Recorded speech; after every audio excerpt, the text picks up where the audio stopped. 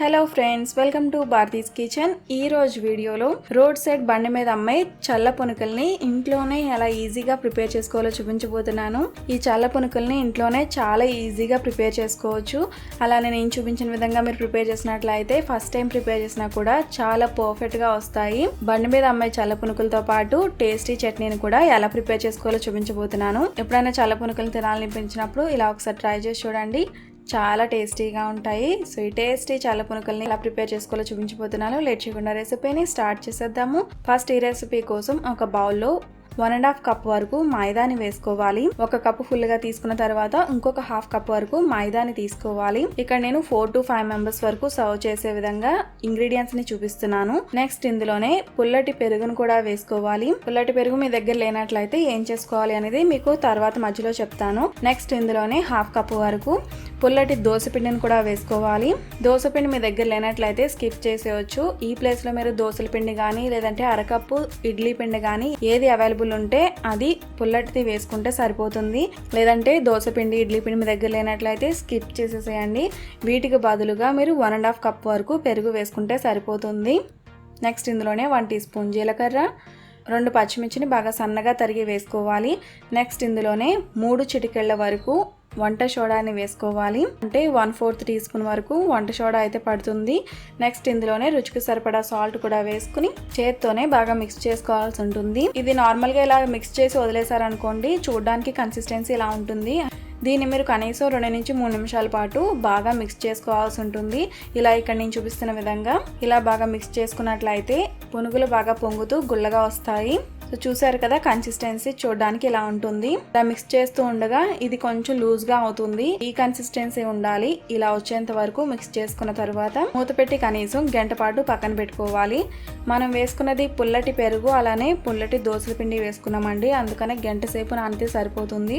లేదు మీరు నార్మల్ కమ్మటి పెరుగును యూజ్ చేసుకున్నారనుకోండి, అంటే 1.5 కప్ వరకు కమ్మటి పెరుగు వేసుకున్నట్లయితే దీన్ని కనీసం మీరు 4 అవర్స్ పాటు అంటే 4 to 5 అవర్స్ పాటు నానబెట్టుకోవాల్సి ఉంటుంది. నెక్స్ట్ ఈలోపు చట్నీని ప్రిపేర్ చేసుకుందాము. దానికోసం ఒక మిక్సీ గిన్నెలో అరకప్పు వరకు వేపుడు శనగపప్పుని వేసుకోవాలి. అంటే గులశనగపప్పు అంటారు కదా, ఆ గులశనగపప్పుని హాఫ్ కప్ వరకు వేసుకోవాలి. నెక్స్ట్ ఇందులోనే కొబ్బరిని కూడా వేసుకోవాలి. కొబ్బరి వేస్తే టేస్ట్ బాగుంటుందండి. మీ దగ్గర ఉంటే వేసుకోవచ్చు, లేదంటే స్కిప్ చేసేయచ్చు. నెక్స్ట్ ఇందులోనే కారానికి సరిపడా పచ్చిమిర్చిని కూడా వేసుకోవాలి. ఇక్కడ నేను 4 వరకు పచ్చిమిర్చిని కట్ చేసి వేసుకున్నాను. నెక్స్ట్ ఇందులోనే 2 వెల్లుల్లి రెబ్బలు, కొద్దిగా చింతపండు, అలానే కొద్దిగా సాల్ట్ కూడా వేసుకుని గ్రైండ్ చేసుకోవాలి.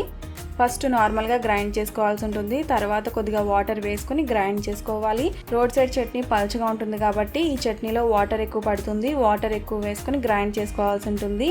సో ఈ కన్సిస్టెన్సీలో గ్రైండ్ చేసుకోవాలి. బాగా మెత్తగా గ్రైండ్ చేసుకోవాల్సి ఉంటుంది. సో కన్సిస్టెన్సీ చూడడానికి మనకి ఇలా ఉండాలి. నెక్స్ట్ ఇందులో తాలింపు కూడా వేసుకోవాలి. మినపప్పు, శనగపప్పు, ఆవాలు, జీలకర్ర, కరివేపాకు, ఎండుమిరపకాయ వేసుకుని ఫ్రై చేసుకున్న తర్వాత ఇందులో కలిపేసుకోవాలి. చట్నీ అనేది ప్రిపేర్ అయిపోయింది, దీన్ని పక్కన పెట్టుకుందాము. నెక్స్ట్ గంట తర్వాత చేతులను ఒకసారి ఇలా తడి చేసుకుని పిండిని మళ్ళీ 1 నిమిషం పాటు ఇలా కలుపుకోవాల్సి ఉంటుంది. పిండిని ఇలా కలుపుకున్న తర్వాత ఆయిల్లో వేసుకుని ఫ్రై చేసుకోవాలి.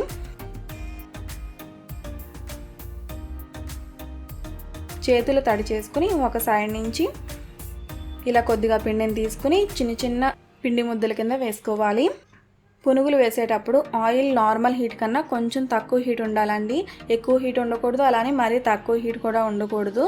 నార్మల్ హీట్ కన్నా కొంచెం తక్కువ ఉండాలి. అలానే పునుగులు వేసుకునే ముందు స్టవ్ ఫ్లేమ్ని లోకి టర్న్ చేసుకోవాలి. ఎందుకంటే పునుగులు వేయడానికి కొంచెం టైం పడుతుంది కదా. మీరు మీడియం టు హై ఫ్లేమ్ పెట్టేశారనుకోండి, ముందు వేసినవి ఎక్కువ కలర్ వచ్చేస్తాయి. సో ఇలా వేస్తూ ఉండగా స్టవ్ ఫ్లేమ్ని లోకి టర్న్ చేసుకున్న తర్వాతనే వేసుకోవాలి. ఇవి ఇలా వేయగానే పైకి ఉబ్బుతూ వస్తాయి. ఇలా పొంగాలన్నమాట. ఇలా మీకు ఒకవేళ పొంగనట్లయితే పిండిలో కొద్దిగా చిటికడంతా వంట సోడాని వేసుకుంటే సరిపోతుంది.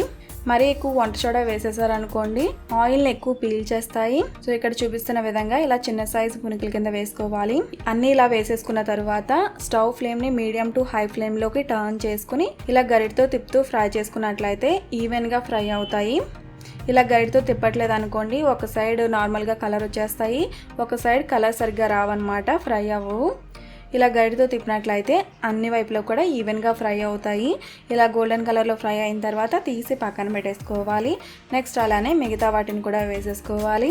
పునుగులు వేసుకునేటప్పుడు స్టవ్ ఫ్లేమ్ అనేది కంపల్సరీ అడ్జస్ట్ చేసుకుంటూ ఉండాలండి. పునుగులు వేసేటప్పుడు స్టవ్ ఫ్లేమ్ని లోకి టర్న్ చేసుకోవాలి. అలాగే పునుగులన్నీ వేసేసిన తర్వాత స్టవ్ ఫ్లేమ్ని కొంచెం ఎక్కువగా పెట్టుకుని గరిటతో మిక్స్ చేస్తూ ఫ్రై చేస్తున్నట్లయితే ఈవెన్గా ఫ్రై అవుతాయి. చూస్తుంటుంటేనే నోరు ఊరిపోతున్నాయి కదా. ఇలా చేసినట్లయితే చాలా పర్ఫెక్ట్గా వస్తాయి. ఇవి వేడిగా ఉండగా చాలా బాగుంటాయండి. పైన కొద్దిగా క్రిస్పీగా కూడా ఉంటాయి. సో ఇలా నేను చూపించిన విధంగా ఈ చల్ల పునుకల్ని మీరు కూడా ట్రై చేసి చూడండి, చాలా బాగా వస్తాయి. ఫస్ట్ టైం ప్రిపేర్ చేసినా కూడా ఈ చట్నీ కాంబినేషన్తో ఈ చల్ల పునుకలు చాలా టేస్టీగా ఉంటాయి.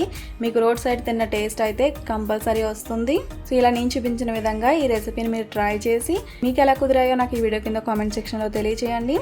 ఈ రెసిపీ మీకు నచ్చినట్లయితే తప్పకుండా లైక్ చేసి మీ ఫ్రెండ్స్ అండ్ ఫ్యామిలీస్ కూడా షేర్ చేయండి. మరిన్ని రెసిపీస్ కోసం నా ఛానల్ సబ్స్క్రైబ్ చేయండి. అలానే తర్వాత వచ్చే బెల్ ఐకాన్ కూడా క్లిక్ చేయండి. Thanks for watching.